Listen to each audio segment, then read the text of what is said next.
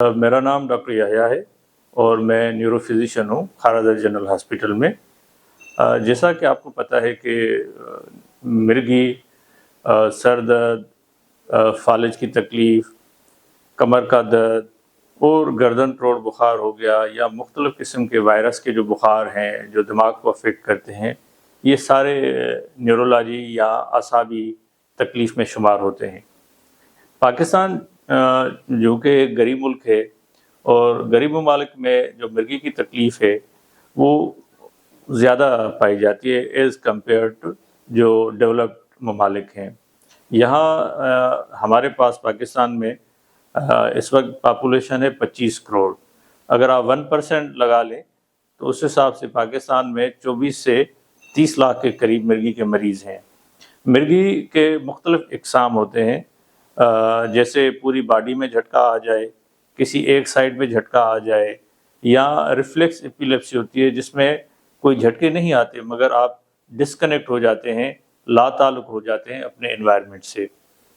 और मिर्गी की तकलीफ़ के बारे में उमूमन हमारी पब्लिक में आगाही नहीं है।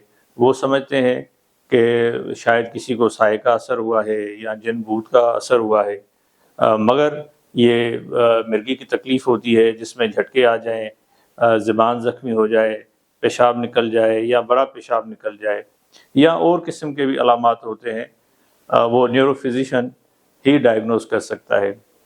मैं पब्लिक को अर्ज़ करूँगा कि अगर उनको लगे कि बच्चे में या किसी बड़े में तकलीफ़ इस तरह की है तो फ़ौरी तौर पर किसी भी हॉस्पिटल से रुजू करें जहाँ पे न्यूरोलॉजी या आसाबी इलाज के माहिर अवेलेबल हों। खारादर जनरल हॉस्पिटल ऐसे इलाके में है जहाँ पे मुतवस्सित और लोअर मिडिल क्लास तबका बहुत ज़्यादा पाया जाता है, क्योंकि ये रेयर स्पेशलिटी है। न्यूरोलॉजिस्ट कम हैं पाकिस्तान में, टोटल 400 न्यूरोलॉजिस्ट हैं और इस हॉस्पिटल ने अच्छी न्यूरोलॉजी सर्विस प्रोवाइड की हुई है जिसमें CT स्कैन की सहूलत भी मौजूद है, EEG की सहूलत भी मौजूद है और लेबॉरेटरी के टेस्ट भी अवेलेबल हैं। ये काबिल इलाज तकलीफ़ है और 70% लोग दवाइयों के साथ ठीक हो जाते हैं, मगर कुछ लोगों को ज़्यादा दवाई की ज़रूरत पड़ती है लंबा अरसा चलाने के लिए, और ये मेंटल डिसऑर्डर से भी कुछ कंडीशन में एसोसिएटेड है। एक और न्यूरोलॉजिकल डिसऑर्डर जो हम सबको हो चुका है और बार बार होता है, और आजकल के जो टेंशन या स्ट्रेसफुल एनवायरनमेंट है इसमें बहुत ज़्यादा पाया जाता है। जैसा कि आपने सर दर्द का नाम सुना होगा, सर दर्द के कई इक़साम हैं। जैसे सबसे जो मोस्ट कॉमन सर दर्द की तकलीफ़ है वो मिग्रेन है और वो 3 से 4% पॉपुलेशन में पाया जाता है। सर दर्द में 3-4 उसके अहम अलामात हैं, जैसे सर दर्द के साथ मतली का होना या रोशनी बुरी लगना या आवाज़ें बुरी लगना। ये ख़ास तौर पर ख़वातीन या यंग जनरेशन में बहुत पाया जाता है और ये काबिल इलाज है। इसके अलावा स्ट्रेसफुल एनवायरनमेंट में टेंशन हेडेक्स भी बहुत कॉमन है।